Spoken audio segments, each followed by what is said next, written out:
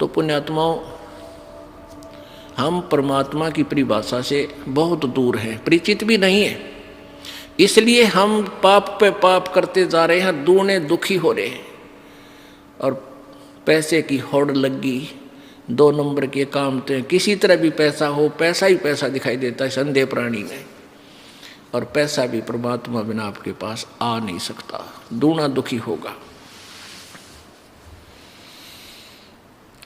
तो यहाँ परमात्मा हमें बताना चाहते हैं कि सुख तो यहाँ है ही नहीं, लेकिन निर्धन ये सोचता है ये धनवान सुखी होंगे, मेरे पास माया आ जाए। माया आए पाछे देखियो आप किसे सुखी होगे, दूने दुखी। पूछो मत, इन सेठा ने पूछ ले क्या हालत से उनकी, क्योंकि माया एक बार आई ना और आदमी का मस्ती छाई ना, पहले तो भगवान से दूर करेगी।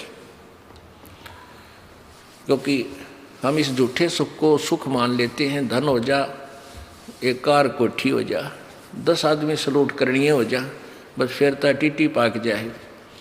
और परमात्मा कहते हैं या तो पृथ्वीपति, पूरी पृथ्वी का राजा, चक्रवर्ती राजा चकवा, वो भी सुखी नहीं भाई। देवराज इंद्र का राजा भी सुखी नहीं। क्या बताते हैं भाई, सुरपति दुखिया भूपति दुखिया, ये रंक दुखी बपरीती हो। सुरपति दुखिया भूपति दुखिया, रंक दुखी बपरीती हो। कहें कबीर और सब दुखिया, एक संत सुखी मन जीती हो। संत सुखी मन जीती हो, तंदर सुखिया कोई न देखा, जो देखा सो दुखिया हो। उदय अस्त की बात करत हैं, मन सबका किया विवेक का हो। सबका किया विवेक का हो। अब क्या बताते हैं भाई, इंद्र भी दुखी, सुरपति देवताओं का राजा दुखी, और पूरी पृथ्वी का राजा दुखी, और रंक दुखी बपरीती हो।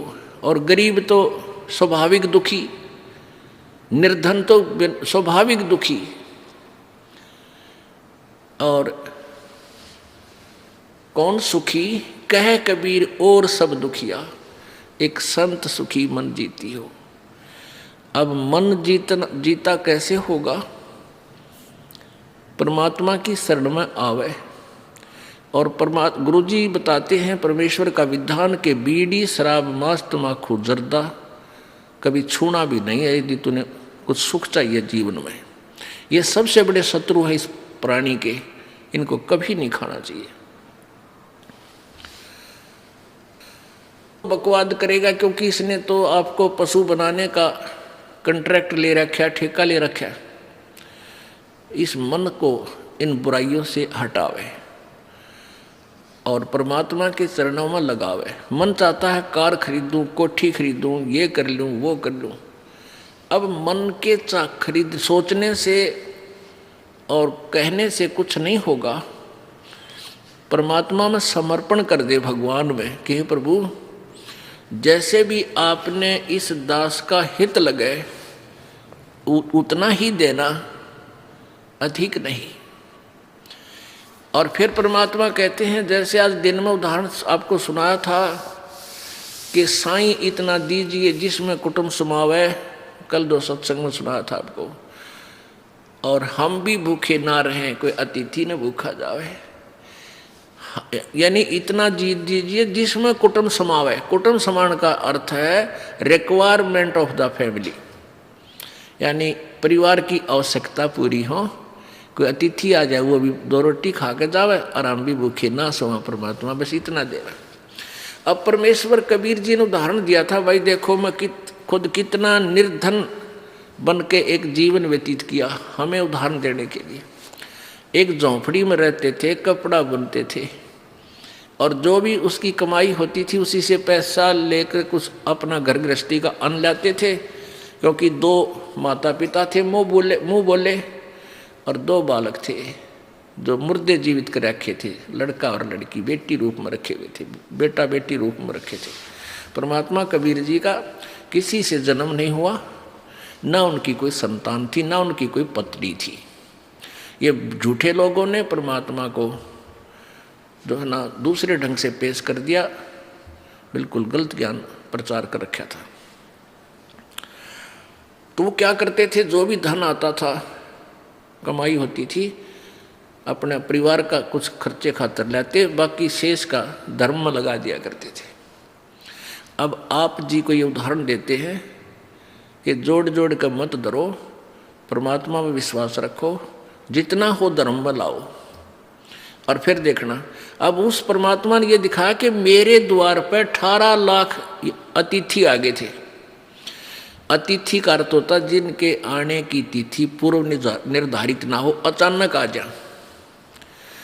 अब वो उन दुष्ट लोगों ने चिट्ठियां डाल दी परमात्मा को लज्जित करने के लिए, शर्मिंदा करने के लिए। लाखों लोग, 18 लाख व्यक्ति आ गए, कबीर जी के अतिथि बन गए।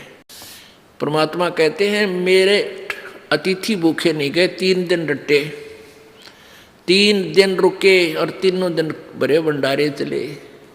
जो भी खान योग चीज थी, जिसने डिमांड की, लड्डू की इच्छा थी लड्डू आ रहे हैं, जलेबियों की इच्छा करता जलेबी आ रही है, कचौड़ी पकौड़ी खीर खांड हलवा है। और 18 लाख अतिथियों को 3 दिन तक बड़ा भंडारा दिया। और फिर प्रत्येक खाने के उपरांत 1 दोहर और 1 असरफी, जैसा भी चिट्ठी में उन दुष्टों ने लिखा था वो भी दिया।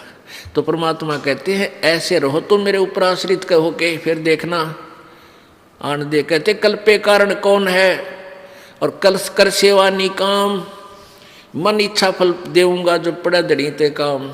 जब धनी का काम था वहां पर ना पूरी काशी का के दाने इकट्ठे कर ले गेहूं तो 18 लाख व्यक्तियों को नहीं खिला सकते, और वहां परमात्मा ने डूंडा उठा दिया। अब मन जीती का अर्थ है कि गुरुजी के वचन पर डट जा। गुरुजी कहते हैं ये बुराई मत करो, तुरंत त्याग दो, ये भक्ति करो, हाथ से जितना पुण्य हो सके अवश्य करो। परमेश्वर जी कहते हैं चढ़ी चोंच भर ले गई नदी ना घट्यो नीर, और दान दिए धन घटे नहीं नो कह रे साहिब कबीर। पुण्यात्माओं, प्रसंग था कि तन धर सुखिया कोई न देखा, जो देखा सो दुखिया हो। और उदय अस्त की बात करे मन सबका किया विवेका हो। जो चक्रवर्ती राजा उदय अस्त, जिसके राज्य में सूर्य अस्त ही नहीं होता, उदय जहाँ होता है और अस्त जहाँ होता है, यानी पूरी पृथ्वी का शासन जिसके पास है, वो इंसान भी कभी सुखी नहीं हो सकता जो भक्त नहीं है, जो सच्चा भक्त नहीं है, सच भक्ति नहीं कर रहा है, पूरे संत की शरण में नहीं है। तो फिर कहाँ सुख है? तो परमात्मा कहते हैं मन तू सुख के सागर बसरे भाई और न ऐसा यस रे। मन तू सुख के सागर बसरे भाई और न ऐसा यस रे।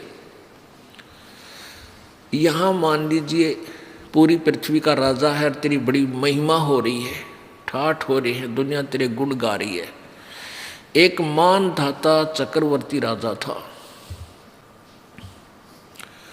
और उसने पूरी पृथ्वी के ऊपर अपने शासन की जांच करने के लिए कि कोई छोटा राजा मेरा विरोधी तो नहीं बन गया है, एक घोड़ा छोड़ा था कि इस घोड़े को जिसने मेरी अधीनी स्वीकार नहीं है वो इस घोड़े को पकड़ कर बांध ले और युद्ध के लिए तैयार हो जा।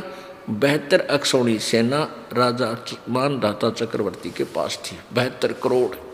और वो उस घोड़े के गले में एक पंपलेट लिख कर डाल रखा था कि पकड़ने से पहले पढ़ लेना इसमें क्या लिखा हुआ है। तो किसी ने नहीं पकड़ा, पूरी पृथ्वी पे घोड़ा घूमया। तो चुनक ऋषि था एक, ये काल का उपासक, उसने वो घोड़ा पकड़ दिया और मानधाता चक्रवर्ती ने 72 करोड़ सेना के 4 पार्ट बनाए, 18-18 करोड़ के। एक पार्ट भेज दिया, एक टुकड़ी भेज दी 18 करोड़ की, उधर से ऋषि टुणक ऋषि ने पूरे जीवन की अपनी कमाई से 4 एटम बम बना लिए, पूतली बोल रहे हैं उनको। ऐसे 4, एक पुतली छोड़ दी, 18 करोड़ का नाश कर दिया सेना का, दूसरी छोड़ दी। कहने का भाव ये है कि वो पृथ्वीपति दुर्गति को प्राप्त होकर मृत्यु को प्राप्त हो। उदय अस्त बीच चक्कर चले थे, ऐसी जन ठकुराई। उदय अस्त बीच चक्कर चले थे, ऐसी जन ठकुराई। टुणक ऋषि स्वर कल्प करी, तब खोज न पाया राई। मन तू सुख के सागर बसरे, भाई और न ऐसा यश रे। यश माने यहाँ तू क्या महिमा बनाना चाहता है? कार खरीद के और आसपास के लोगों में प्रभु बनना चाहता है कि ओ बड़ा सेठ आदमी है। कहते हैं सर्व सोने की लंका होती। ओहो, ये क्या दिखाते हैं मूर्ख लोग, अनजान। 4 गुठी पर रे मोटी मोटी, वो तरह, और गोले भी सी मोटी चैन। अरे कुत्र, वो कबीर साहब कहते हैं तुम भी शीशा मांडी पाएंगे।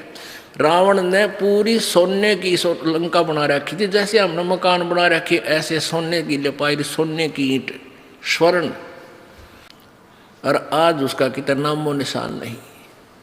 ये क्या सुख है? तो परमात्मा क्या बताना चाहते हैं कि मन तू चल रे सुख के सागर, जहां शब्द सिंधूरत नागर। ओह, अब सुख सागर किसे कहते हैं भाई? शंखों लहर मेर की उपजे, कैर नहीं जा कोई। शंखों लहर मेर की उपजे, कहर नहीं जा कोई। दास गरीब अचल अविनाशी, सुख का सागर सोई। मन तू सुख के सागर बस रे, भाई और न ऐसा यश रे। शंखों लहर मेहर की उपजे। एक समय कभी कभी आप एकांत में बैठे हो, एक ऐसी हिलोर उठती है अंदर से, इतना आत्मा निर्मल बन जाता है कि दुश्मन भी दुश्मन नहीं लगता, उसके प्रति भी प्यार भाव बन जाता है, उसके ऊपर भी रहम बन जाता है। लेकिन वह होती है थोड़ी सी देर की, उसके बाद फिर वही कैर की लहर, उसने ये कर दूंगा, उसको ऐसा केस करूंगा, ऐसा हो गया, लड़का बीमार हो गया, बेटी दुखी हो रही है, पति बटे वो शराब पी रहा है, ऐसा घाटा हो गया, उसमें न्यू हो गया। यानी कोई ना कोई 100 प्रकार की वह कैर की लहर शुरू होगी। और वह मेर की लहर थी, थोड़ी सी देर रुकी थी।